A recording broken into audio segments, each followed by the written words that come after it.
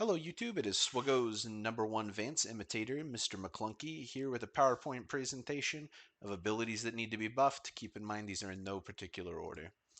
First up, we've got Boss Nass with his shield generator ability. Now, this ability is a fun fair. I think it's not good enough. I think we need to double the stacks from 10 to 20 and from 50 to 100. I think the Gungans have earned it.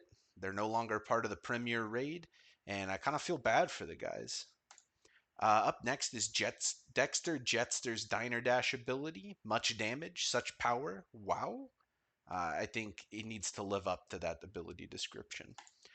Next here we have got Queen Amidala. Uh, Her Handmaiden decoy ability is too bad.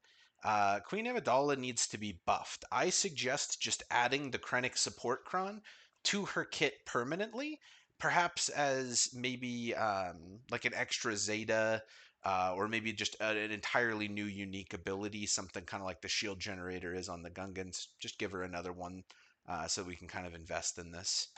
Up next is Disguise Clone Trooper, and I think his well executed ambush, it's got execute in the name. I think it can never do too much damage. I think instead of dealing damage, maybe it just adds an instant defeat clause to it. I think that way it can kind of live up to its name. Again, we want to make sure that these are named correctly. So Marin, I think her vengeful bond is fair and balanced. I do suggest some slight alterations to the kit so that it reads whenever an ally is inflicted with a debuff and Marin has 0% turn meter, dispel all debuffs from that ally and Marin gains 25% turn meter, which can't be prevented. If Marin has more than 0 turn meter, she gains 10% turn meter instead, which cannot be prevented. Whenever an enemy is damaged, Night Sisters gain 5% protection. Whenever a Night Sister ally is revived, defeat all enemies. I think this is kind of a better version of Vengeful Bond. So for Ray training, no notes. This ability is way too good. I don't know what the heck they were doing.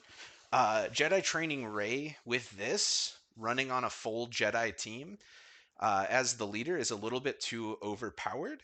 I know this video was meant to be about buffs, but I am going to say this is one that I would nerf. For Ben Solo, it works. Force Dyad, more like you die, Ad. Um, so I think this is functioning as intended. I think you're supposed to die. Ray, this does too much damage, but in a good way. This is a compliment. So I'm suggesting we just make a slight tweak and say this ability can be used unless a light side ally drop below 60% health since the last time it was used. Just let her spam it out early, and then if you rush and kind of deal a lot of damage to her team early on, it kind of disables it. I think flipping the picture on Sudden Whirlwind would make this a little bit easier. So for GL Leia, I think these are my friends is based. The only change that I would make is change the 30% up to a 31%. That way it gets just a little bit more damage. But other than that, I think we're all good. Thank you so much for coming to my TED Talk. Subscribe to Vance and have a good night, everybody.